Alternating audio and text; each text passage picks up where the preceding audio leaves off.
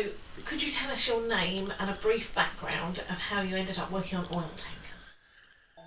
I am Peter Graham, and at the age of 16 I went to sea and I joined Shell Tankers as an apprentice. After 4 years I took my first exams, and after 10 years I became a master mariner, and I stayed with Shell Tankers all this time. In 1968, after my leave, I flew out to Bangkok with Jenny, my wife, and joined the Hygromia in Bangkok.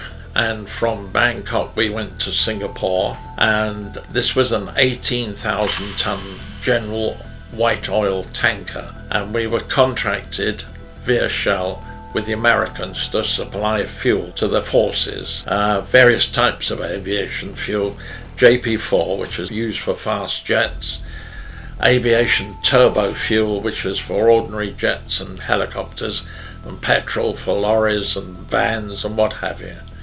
And we were contracted to carry this. From Singapore we sailed to Cam Ranh Bay in South Vietnam, where the United States officers would check our cargoes and make sure we were carrying all the right stuff and issuing orders. We were then also under their protection, so gunboats and helicopters would look after us if we got into trouble. All the South Vietnamese coast was a war zone, so Cam Ranh Bay was our first entry into it. From there we would proceed to other places in Vietnam like Quy Nhon, Vung Ro, Da Nang, Nha Trang, and deliver our cargoes in these various United States ports. That's where the main bases were. All these bases were very big and had a lot of equipment, radars, radio equipment, televisions and air conditioning. This power was quite a big need, which was more than the Vietnamese could provide, so they shipped it over from America T2 tankers, which were about 12,000 ton tankers. They were powered by big electric motors, and they was steam generated, their own power. And these tankers would be tied up in pairs or more in all these big bases.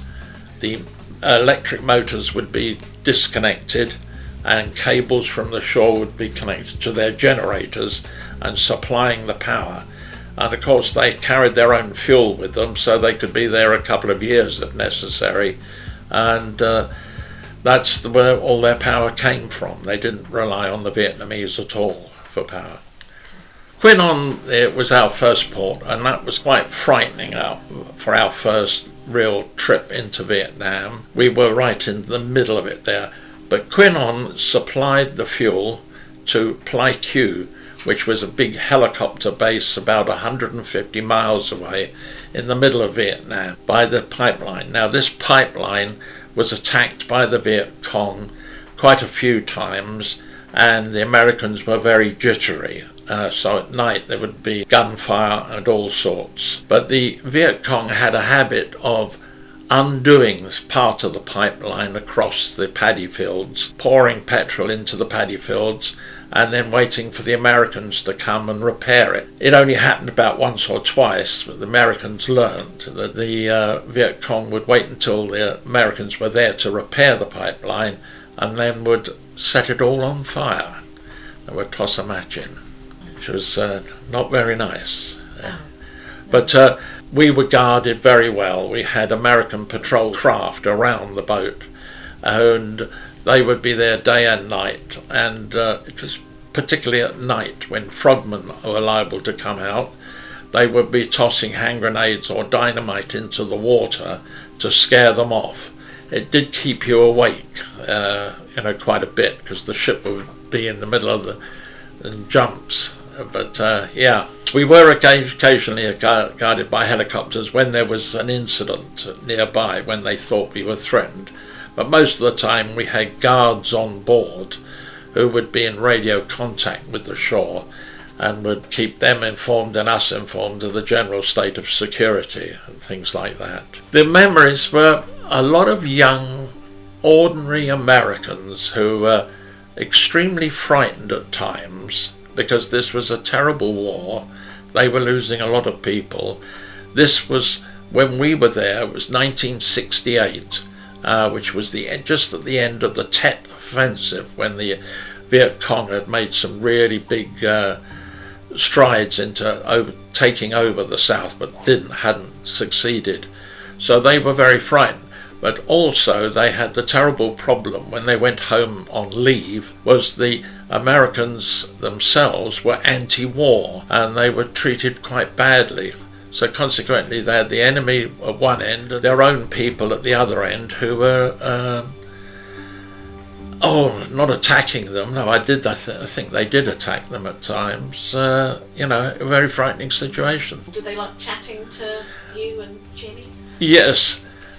They did like sitting in our cabin and chatting to both of us, but Jenny was the only white lady that they had seen, for want of a better term, because their leaves would be in Singapore. They didn't go home to America all the time, and the rest of was just typical military lives. It was just all very grubby and horrid. So seeing Jenny was a bit of almost a point of normality. Yes, very much. Having the odd beer or two would be quite a friendly thing to do, sort of thing. But they weren't allowed it otherwise. Yeah. Did Shell have many ships that were damaged by frogmen? Well, there is one that was sort of, the back end was sunk, the Amastra. Funny enough, I'd been on that ship years previously.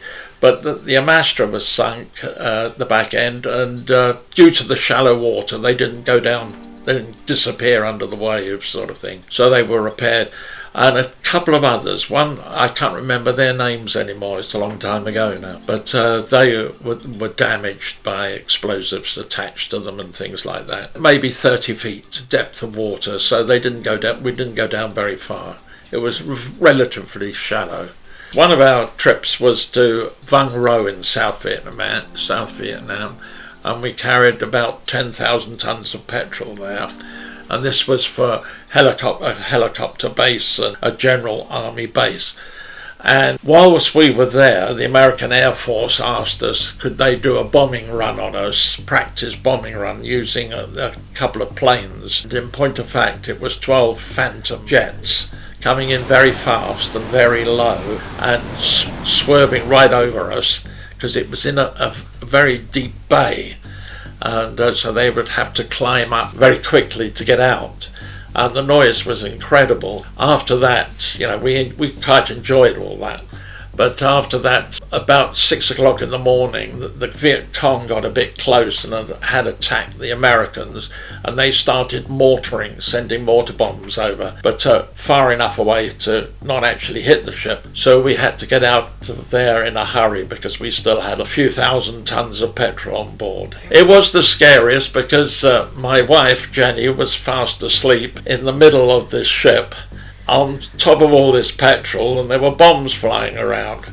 But so we got out very quickly indeed. We didn't have any contact with the local population, basically because the Americans didn't trust them. They could be normal Vietnamese during the day and Viet Cong at night, so they weren't trusted at all. So we didn't have any contact at all with them. Da Nang was then very close towards collapse. The Americans were fighting very hard up there. What was a bit horrid was they had a big hospital ship there, which I believe was full of American wounded and things like this. It's a very hilly country up there, and all round in the hills was the Viet Cong watching us from the tops, I believe. They didn't have guns to reach us, but they were fighting the Americans there. That was a bit scary. But having the hospital ship there, it was indicative of, the wounded and what was going on, the real horrors of war, sort of thing. You mentioned that you saw Puff the Magic Dragon. Could you tell us about the special aircraft? Yes, Puff the Magic Dragon. I believe that Puff the Magic Dragon is a song, but whether that came from Vietnam, I don't know. But it was a DC-3 with, I think, 2 or 3 Gatling guns aimed vertically downwards that would fly over a spot or wherever Americans were fighting or trapped or something like this, and they would literally hose the ground with bullets. And it was a rather frightening thing to see at night time because of all the tracer bullets. You could just see this column of red fire going down, and that was what Puff the Magic Dragon did. It was a very frightening instrument of war, I would imagine. Approximately, about 14 years later, I was on ships that were carrying liquefied gas from Borneo to Japan, and we would cross the South China Sea. Now, in those days, Russia had taken over in Vietnam, and they were being very horrid to the Vietnamese people, and so they were leaving when they could in boats, and the Russians would put them all in cram them in a boat and send them on their way. We came across one of these boats one day in the middle of the South China Sea, 32 people on board, 16 men, about 20 women and children. It was something like that. We took them on board, we inspected them first, and the children were close to dying. They were starving and all the rest of it. They'd been in the boat for a few days. The Russians had just piled them off the streets, piled them in, and they were on their way trying to get to the Philippines. And we took them on board. They were really lovely people. They were calm and horrified of what had happened, and the kids were all very thin. And we looked after them and took them to Japan, where we handed them over to the United Nations. The Vietnamese we picked up, they had a lot of sores and saltwater boils and things like this. And I treated them because, being a chief officer, I was in charge of the medical side of things on board. And I used Savlon on them. And it was like a miracle watching this work. These people never had Savlon, ever. And we put it on their boils and things like this, and it helped enormously, and helped the boils and the cuts and all the rest of it. And the other thing was the one little girl who was only 16 had been on the way home from school or something when the Russians gathered them up and put her on a boat, and she suffered acute anxiety. I gave her heart attack pills because it was obviously she was having a heart attack. And the leader of this Vietnamese group, using a razor blade, he gave a little nick at the top and bottom of her spine and on her wrist and on her ankles, and she was cured. Now, to this day, I never knew whether my medicine, proper heart attack pills, or his Vietnamese cure was the one that caught her, but she was all right after that. She calmed straight down. She was calm. She was lovely. Dealing again with Savlon, one of the little girls, she was only about 6, I'd guess.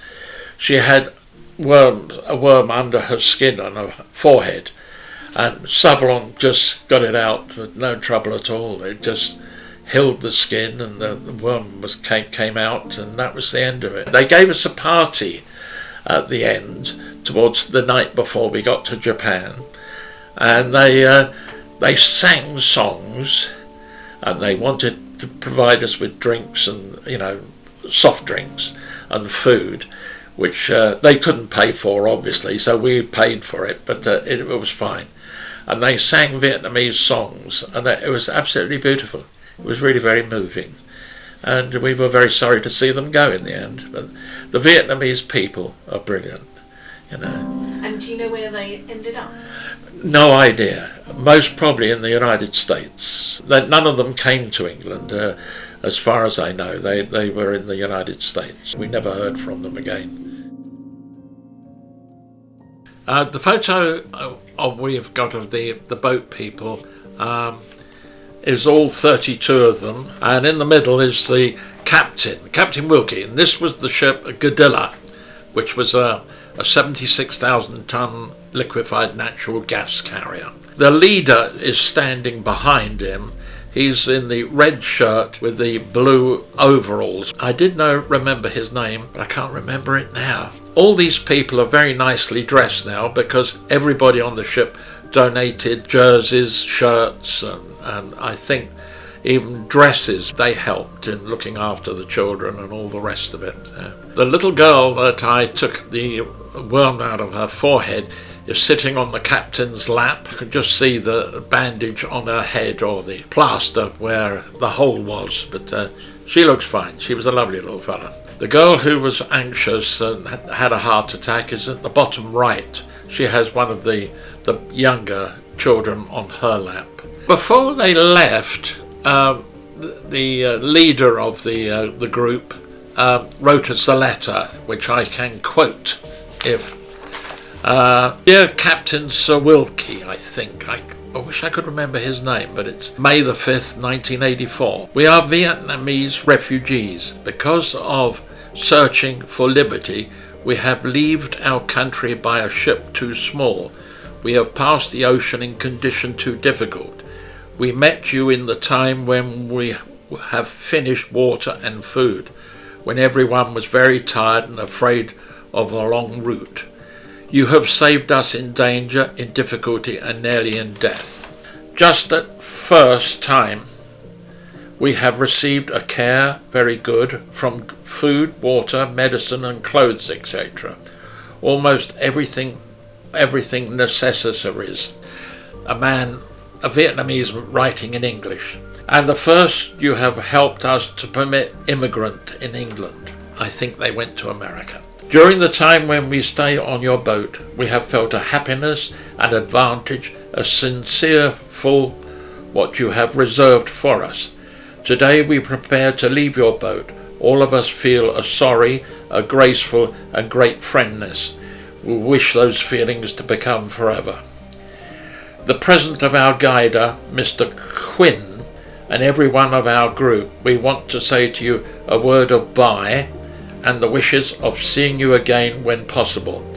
With God bless you very much, and sent our thanks to you. Sincerely, Leaderman, Mr. Vin. That was it. Very, very moving it was at the time. Yeah, some of the ladies could speak English very well, and we think they must. Well, it was either from when the Americans were there, but they were. Two of them were teachers of English at a local school in Vietnam somewhere. The 16-year-old girl was on her way home from school. And the security forces, possibly Russian, just grabbed her and put her on the boat. The boat. So it was in the harbour, and they just piled them in and sent them off. Yeah, her family would not have known what had happened to them.